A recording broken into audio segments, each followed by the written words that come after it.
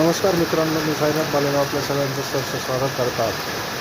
आपण बघत आहात सिन्नर तालुक्यातील बजापूर खोऱ्याच्या पूर्व भागात नळवाडी, चास, कासारवाडी या परिसरामध्ये सध्या दिनांक 13/1/2026 रोजी दुपारी 3:30 एक पावसाचा रिमझिम सरींना सुरुवात झाली. पण पाहता पाहता चांगलाच पाऊस जोराचा सुरू झाला आणि क्षणात जिकडे तिकडे पाणी ओलं व्हायला सुरुवात झाली, जमीन ओली व्हायला सुरुवात झाली. साधारणतः बराच वेळ हा पाऊस चालला आणि या पावसाने सगळीकडे पाणीच पाणी केलं, चिखल झाला. अचानक आलेल्या या पावसामुळं बऱ्याच जणांचे तारंबळ उडाले, शेतात काम करणाऱ्या मजुरांची तारंबळ उडाली, शेतकऱ्याचीही थोडी पळापळ झाली आणि हा पाऊस ज्याचा नुकसान करणारच करेल कदाचित.